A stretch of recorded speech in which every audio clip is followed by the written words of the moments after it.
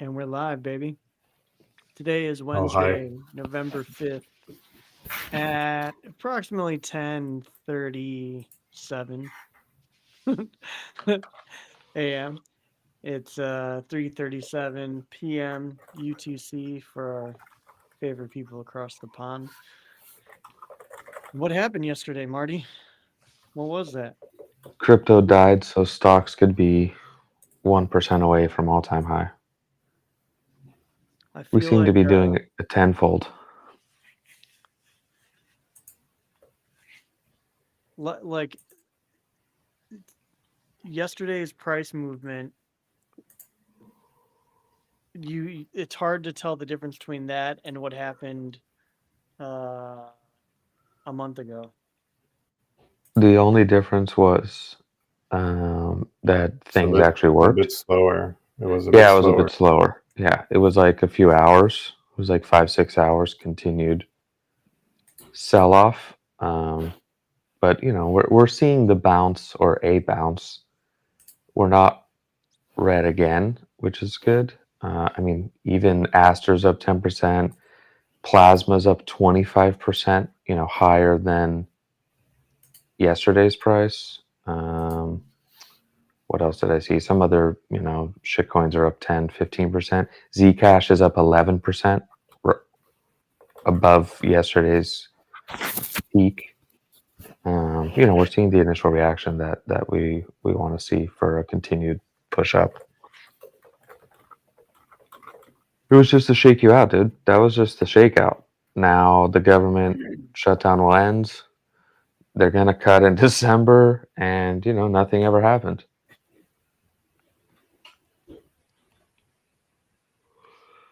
As we Let's should see imagine. the let's see the FOMC, the Fed Watch tool. Let's see what it's at today. I think yesterday was 67%. Ooh, it's Up getting right worse, now. dude. It's 62% of a cut and 38% of no change.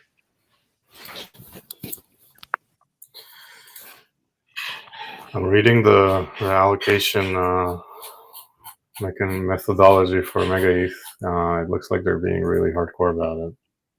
Like 53,000 people straight up get nothing out of the 58,000 that bid, I think. They get their money back though. Yeah, they get just no allocation at all. Well, time to buy in the open market. Yeah, that's what they're trying. Also, looks like Twitter is rugging us on views. I mean, on Yeah, viewers. I just shared. So give it 5 minutes. Yeah. You usually don't see this. See what? This hard of a flip. Yeah. It was it all because of one sentence? That he said that it's not guaranteed? Or was the whole thing trending that way? I didn't listen to the FOMC.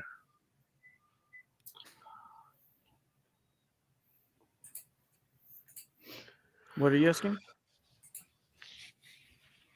Was this whole flip is because of that one sentence he said that it's not guaranteed in December? Oh yeah. That was like the initial. If you put it on the price chart, that was like the initial flippening of price. That's when the scare started to happen. It was like 98 or 97% that we were going to get a cut. Everybody was in the camp. Yeah, even I'm going out to January, March, April. Like all of those have super changed. They were all like 90% last week. So he said, what sentence did he use? He said, like, it's not a guarantee, like it's that they get a cut on December. They also need data to make their decision, and if the data keeps getting delayed or keeps getting prolonged, like they can't make a good decision. So It all looks okay. The government shutdown will end. We're seeing the initial bounce that we want to see. Qs were down 2-3%. That's a big day for them. We suffered, so stocks could rise. I mean, ETH was down like 15%. ETH was negative on the year yesterday It was by like a lot. it was in the 3,000, like 3,000 something. I saw. Yeah, but it was down like, I don't know, 10% on the year or something. It was pretty close. It was like 8% down on the year or something, which is insane. Absolutely dirty work. Those market makers. You said, dude, November. All you had to do was sell November 1st. Yeah. I regret so much not selling more at 3,900. A few people were posting warnings about it. Yeah, to be but fair, my November was like mid-November, not as soon as it turned November. Mhm. So did you add more at 3K? No. You Added nothing scared? more. No, just now wasn't the time to add. but this could easily just jump back to, I don't know, 110 Bitcoin and nothing. You wouldn't 4K. even see it. Yeah, 4K. You're not 4K ETH, and you wouldn't even see it. And Cozy is happy. But yeah, if we start going down 96, 92, yeah, in Bitcoin, like pray for better times. We want to keep seeing this reversal keep pushing higher. You want to see bids come in and keep pushing us. Stocks are green. Everything's green. Memes are green. Gold's green. Let me see what else is going on. So talk to us about this. You mentioned it already, Denton, but talk to us about this distribution or allocation method. So it looks like they're favoring the community a lot, which is fine. But it's like just posting in the Discord a few times and having a fluffle doesn't make you community, I guess, because it's like specific people that Namik tagged. They're one of their founders, I guess, or contributors. I don't know. Like 49,000 out of the 50-something thousand people are getting filtered completely, just like no allocation. And even the locked ones, only like 30% of the locked ones are getting any allocation. So it's like really hardcore. Like less than 10% of the overall people, I think, are getting anything. But who are they like favoring? Are they favoring 10%. like Discord guys, community guys? There's like a few different scores they're going by. I don't know if they are favoring community, which is like if you've done like mega ETH specific things on, I guess, on Twitter and on Discord and on chain. There's like a increased pool for community in proportion to how many community people there are. So I think a lot of people are gonna get disappointed, even not a minimum allocation, like just 0. I was expecting it to be more like maybe like nobody gets like a big allocation and like they just let everybody get like a minimum allocation, but they did give a few hundred people like over 50K. How much is 1 mega ETH? Do we know? Pre-market is like 50 cents right now or something. 40 cents, I don't know. It must have nuked on this thing, or maybe not. I don't know. It was pumping yesterday. It was bumping yesterday. Mm-hmm. And Monad too. But they both started pumping when the markets were nuking. I guess people are like being optimistic towards upcoming new launches that will concentrate liquidity. in a bear market, you know. You know, I've seen people calling them like just like saying it as a matter of fact that we've been in a bear market for like a few months. Pretty funny. Considering Did the you rest see of this the this market. Louvre heist? What the suspects are saying? Not the What? smartest cookies What? in the jar. They didn't realize that they were robbing the Louvre. They thought that they were robbing a smaller museum.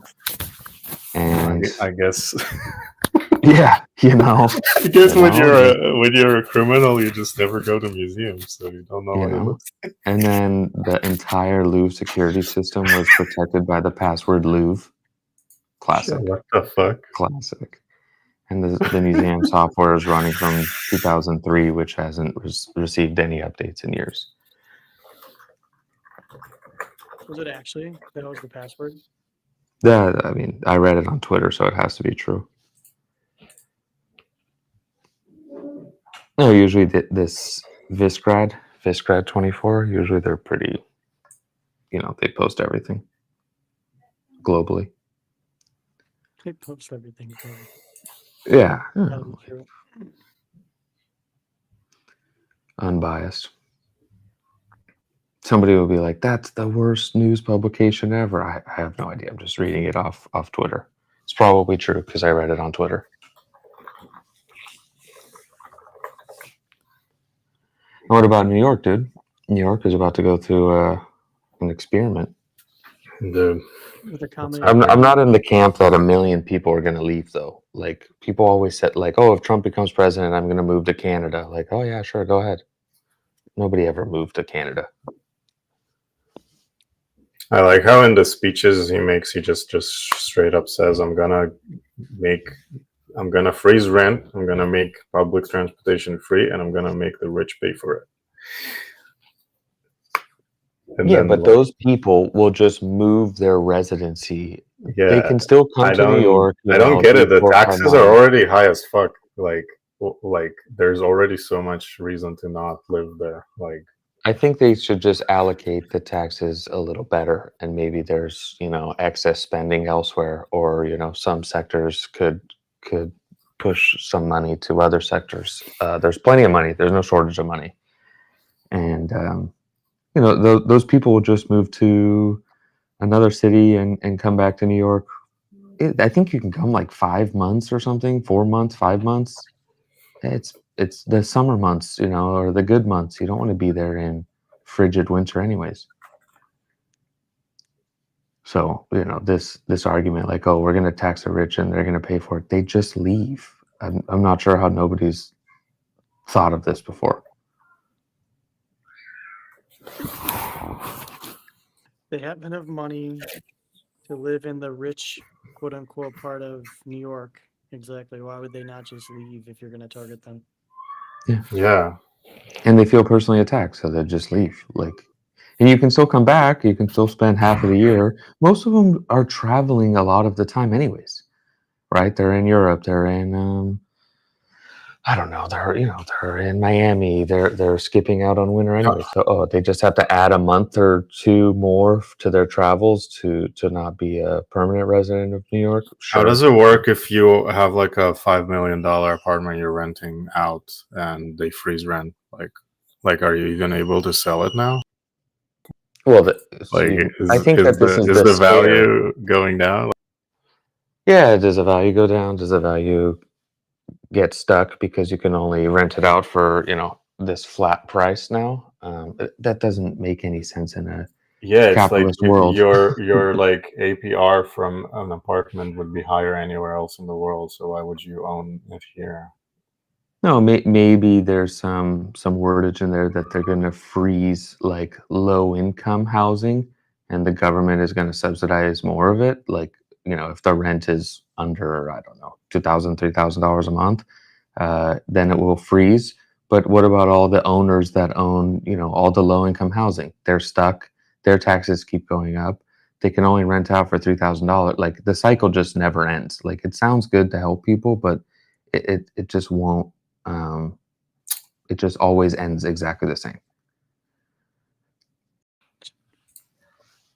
and they I can't build I like was more shocked when I low-income found out housing. about. There's no I, space. I had no idea, like, because I'm like not originally from America. I didn't know about like rent, whatever it's called, the rent controlled apartments in Manhattan or like around New York City that are just like really nice apartments, and they're like rent controlled for like, Yeah, they're and like people are $2,800 a month for a like less. four-bedroom. Dude, there's stuff where it's like $1,000 instead of like 5K or something.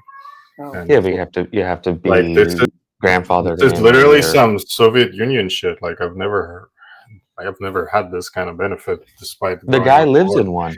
The Like, guy lives in a rent-controlled apartment in Astoria. yeah, and That's why saw people relatable. that I saw in some like documentary recently that they do give preferential treatment to you if you do have a high income for a rent controlled apartment, because it's considered like safer still to give it to people that are making a decent salary. So it's like Living backwards. it doesn't even filter for like only under a certain income. Yeah, I think the previous mayor, when he was going to vote, he kind of said it best. He's like, "This is a capitalist city. Like, why are we going backwards? You know, you can just allocate the taxes and government funds and subsidize other things and move it to other sectors. Like, you want to solve homelessness or hunger or rent controlled apartments. You can or bus for free. Public transportation. There's plenty of money. Like, just allocate the funds correctly, and find the leaks and all the nonprofits that are getting millions or billions of dollars, tens of millions, hundreds of millions of dollars, and allocate it correctly. There's plenty of money. It just needs to be sifted through. And New York should have free public transportation, or you know, uh, you're in the richest country in the world. There's no free public transportation anywhere. There should be like, like a fucking bus card that you pay like a monthly thing that's like cheaper for like residents. Like that's like a How much normal is thing. a fare? I don't know. I've never used buses in America. never. Did they even work? Yeah, yeah. I mean, dude, it depends where you're going, but they're only a few dollars. Like, Yeah, I mean, it's always just a few dollars a month. But to your point, I don't know if I've ever paid. I think the only Yeah. time I've ever paid is in New York. Like I took like a train from Manhattan to Brooklyn, and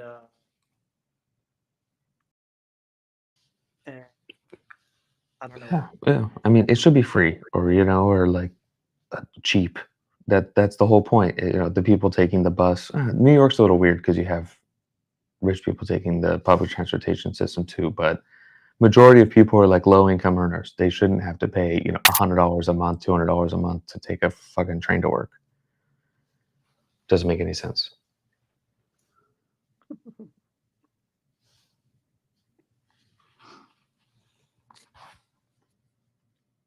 What else is going on? Did we talk We about got the. this whole stream finance thing that happened? I don't know if that was going on. I didn't read into it. They gave a manager, external manager, like 100 mil or more or whatever, and they lost 93 mil or 90 mil. Is that what I? We lost 93 mil, yeah. So if you don't know what Stream is, they're a synthetics protocol, not the protocol synthetics, but they operate a synthetic asset protocol that issues tokens XUSDC, XBTC, XETH that are backed by on-chain collateral from depositors, and they're supposed to be pegged to real-world counterparts. So users deposit, ETH, BTC, or stablecoins to mint these assets, these X assets, and then can be traded, staked, or you can use them in other DeFi platforms. So the thing that Stream does is they rehypothecate these assets that are deposited, which essentially is them relooping their loans that they have to give better yield. And essentially what you're saying, Marty, yeah, they have some off-chain, I guess, counterparties who were managing some of these funds or putting on some of these strategies to generate yield, and someone lost. The amount lost thus far is 93 million, but the crazy thing is that the estimated like debt that has accrued is like almost 300 million because of like the damage done through rehypothecation and these other protocols that were supporting, X assets or had X assets deposited onto their platform. I got some questions. I don't know if anybody knows. I haven't even dug deeper. Like, is it in their docs? Like, oh, okay, like if you don't know where the yield comes from, you are the yield kind of thing. But is it in their docs? Like, oh, we're 100% on chain. We don't move anything. You can see all the trades. Or is it like, oh, we definitely allocate money to off-chain managers, and they're definitely managing it, and take at your own risk. Like counterparties blow up.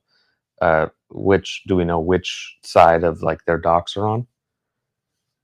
I don't see docs, but transparency page. It's funny. Someone brought this up, like a few weeks ago, maybe like a month or so ago, and was asking What did they about know?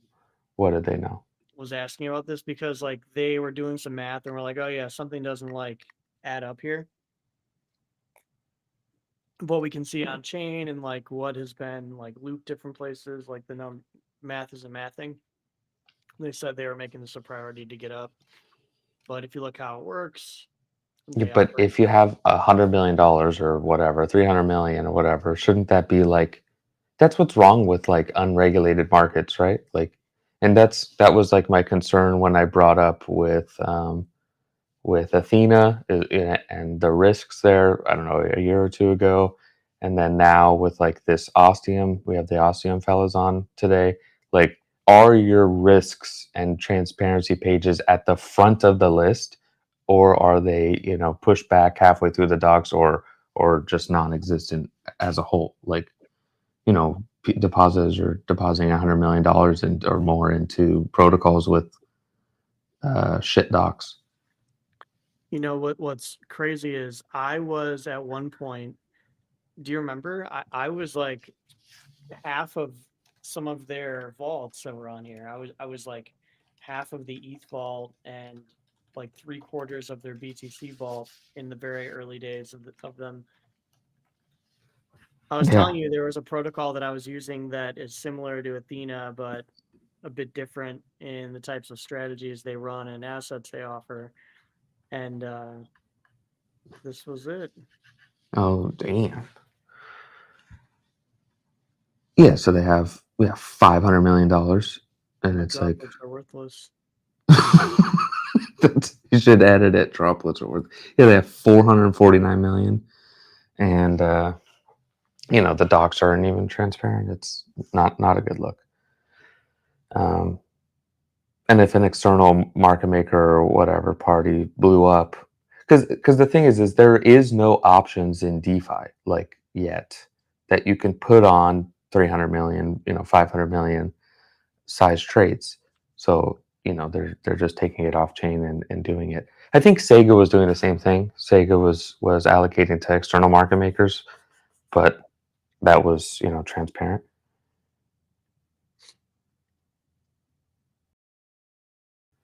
Are we ready for this week? Is it next week? Monday? This week Is it? in the week. It's Yeah, we're getting a nice bounce here, dude. 3,400. We're up $400 off the lows on ETH. We're up, 5K or something on Bitcoin. Like solid bounce that we want to see today. We didn't want to see another red 10% day. Yeah, bro, look at this. Yeah. I mean, we're still lower, but we wanted to see this initial reaction. I knew that was the bottom of like everything of yesterday's madness because it made me feel sick to look at it. Whenever that happens, whenever I like see something like this and I'm like, oh yeah, that looks like shit, I know that it's about over. Well, I looked, it was 5%. I looked, it was down 9%. And then I looked again and it was down like I think I posted like, this is excessive. It was down like 11%. And then I checked back 5 minutes later and it was down 15. I was like, Jesus Christ.